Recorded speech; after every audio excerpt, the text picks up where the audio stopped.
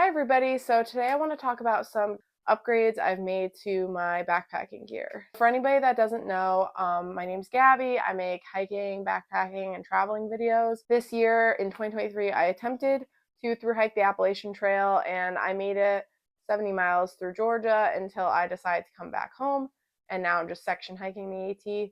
But I went out for about 11 days with my gear and I tried it all out, and I decided to change some things up, so I just wanted to talk about it. I did use my gear before I went out on the AT. I did a good amount of shakedown hikes with it and just normal camping trips with it, and I liked everything for the most part.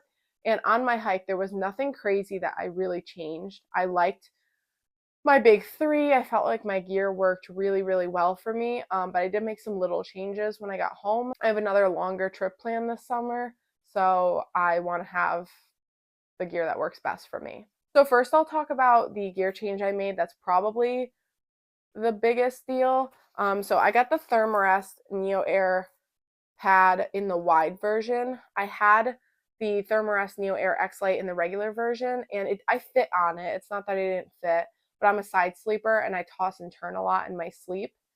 And I felt like my arm would hang off the normal version and it was kind of uncomfortable. Rotating in my sleep was kind of hard because it's a narrow pad.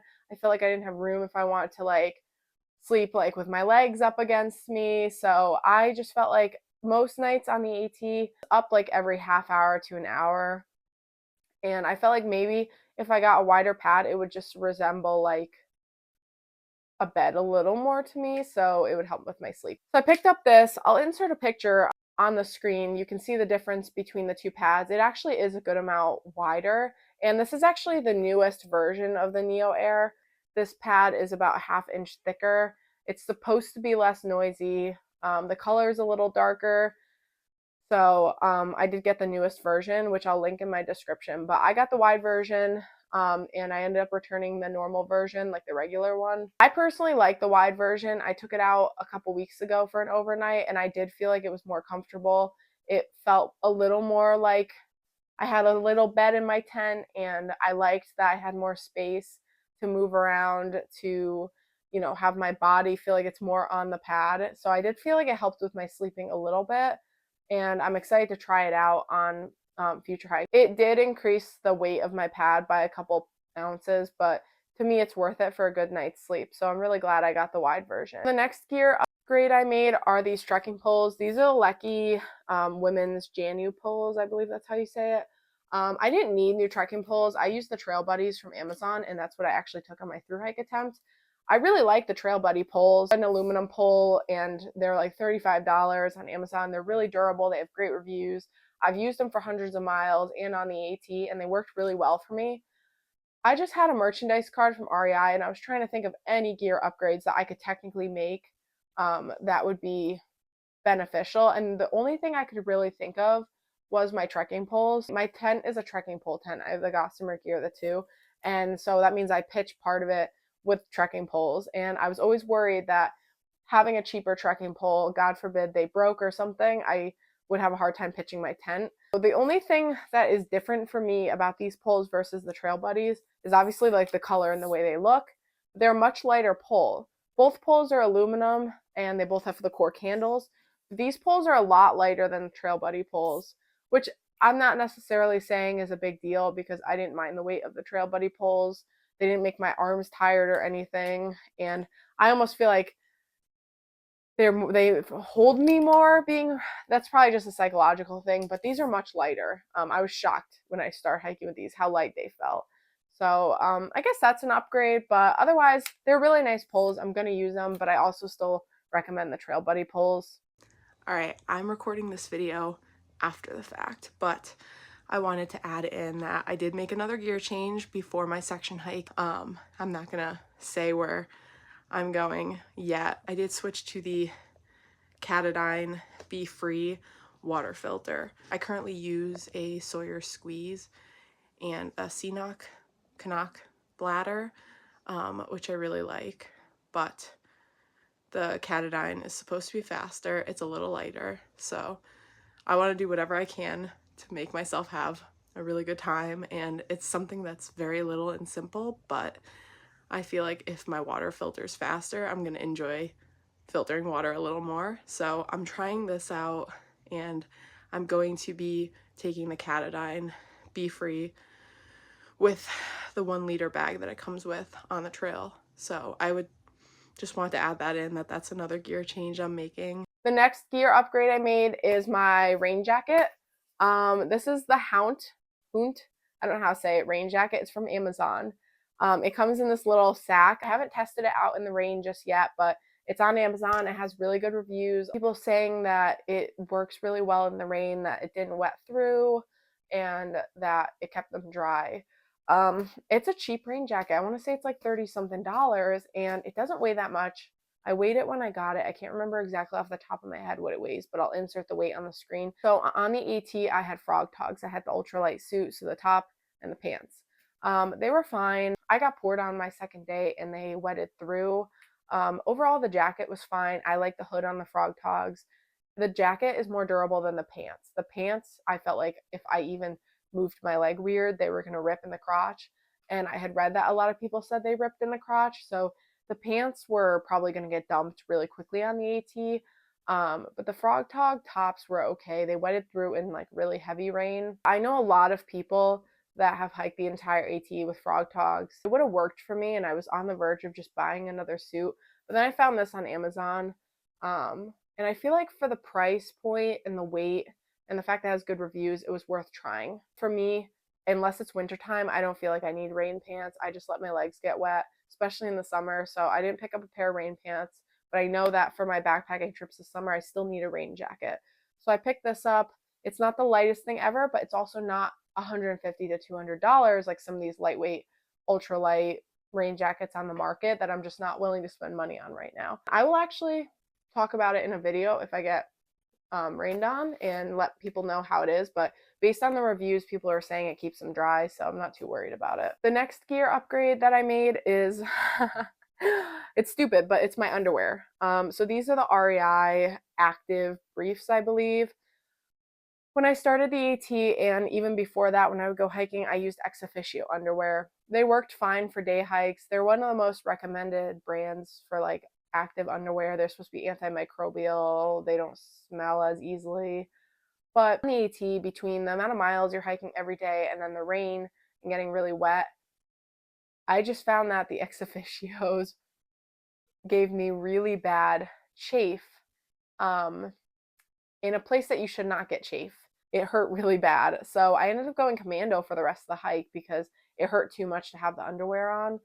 With the seam, even though they were briefs, they would kind of ride up and like get wedged in places and then chafe.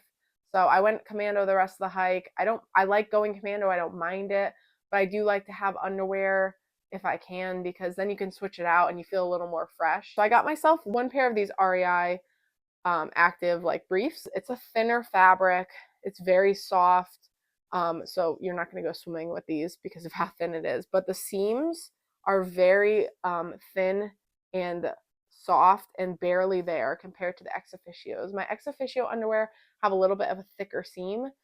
So I feel like the thinner, stretchier seam on these might help prevent chafe. I'm not sure yet. I haven't tried them. The last gear upgrade I made, and it's like my favorite, is the FlexTail mini air pump. When I was at camp, one of the most annoying camp chores to me is blowing up my sleeping pad. I would use the pump sack, and it would take me like 2-3 minutes straight of just blowing into the pump sack. And then especially with upgrading my pad to the wide pad, I feel like it was going to take even longer, and it was so annoying to me. So I picked up this mini air pump. It comes in this bag and has a cord to charge it and some extra attachments. Obviously, it's an extra thing to charge, but I think it's so worth it. It makes it so quick and easy to blow it up. It's only like 3 ounces for all this stuff, so it just makes my life so much easier. Obviously, the only con to this is that it's a little loud.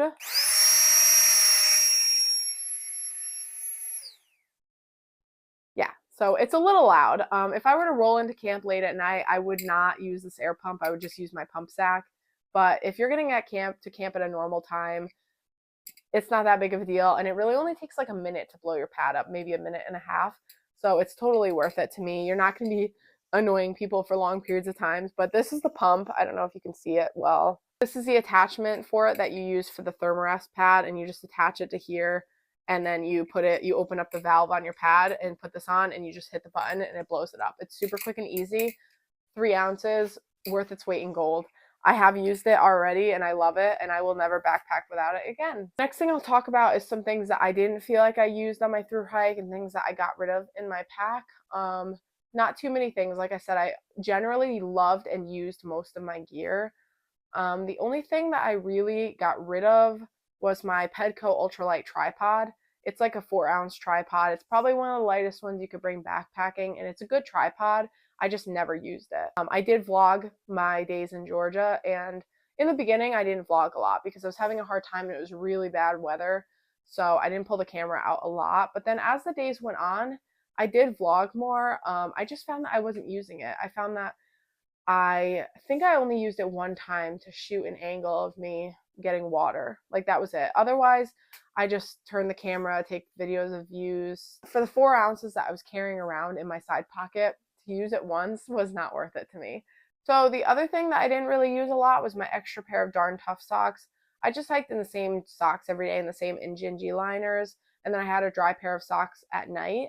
I think that if I was out on the trail longer and my socks got dirtier, or I got like soaked one day and couldn't get them washed the next day or dried out, I would have used that extra pair, but I personally never used it. So it's iffy on whether or not I would bring an extra pair of socks to hike in, but that's something I didn't use. The only other thing that I really changed was I do not use a dry sack anymore to stuff my quilt and my clothing in. I had a 20-liter Sea to Summit dry sack, and it has like that plastic on the outside, and I just found it so annoying to compress my quilt and my clothing into that, roll it up, and then shove it into my pack with the pack liner. I have the Gossamer Gear Mariposa with the pack liner, and the pack liner is very, very narrow. In the future, I think I would just get a trash compactor bag, but it's very narrow, and shoving the dry sack in that liner was very difficult because no matter how compressed it was still kind of like wide for the opening of the backpack with the liner. Also, the dry sack has this weird like plastic on the outside, and it would rub against the pack liner as I was shoving it in, and it would create like friction and make it really hard to get in there. So it was driving me nuts every morning to pack my bag up. So I ended up just ditching that. Now I just have the liner, and I might even double up on the liner, but I have a pack liner. I just shove my quilt right in the bottom, clothes on top, and then the heavier stuff on top of that. And I just find it way easier to shove everything in, to not be using all these individual sacks. I do still keep like the sack for my ThermARest pad, and I have like a food bag obviously, but other than that, I just shove things in and use Ziploc bags, and that's the end of it. And I find that that's what works for me. That dry sack was a pain. I just shove my quilt right in the bottom, and I can even, I feel like, compress it down more when I do that, so it works out really well. So otherwise, everything worked really well, and I was pretty happy with it, but there were some like little changes I obviously made. I feel like the biggest change was probably the FlexTail air pump and the sleeping pad. That's about it. The only other thing I want to mention is, you could probably see it on me, but I have this microphone that you plug into your phone. It's like this Bluetooth microphone. I don't know how the audio quality is with it. I got it because I credit to Taylor, the New Hampshire hiker. She uses this recently in her like day hiking videos, and it made a difference when it was like windy, and if she was further from the camera, you could kind of hear her better. So picked up one of these from Amazon. I'll link it in my description. I don't know if I'm going to continue to use it, but I want to test it out for this video, see if it helps with the audio quality a little bit and hearing me a little bit better. Those are the things that I learned and the changes I made going forward for my backpacking. Hopefully this was helpful for anybody that might have been interested in kind of what my gear changes were. Thank you guys for watching, and I'll see you guys in my next video. Bye.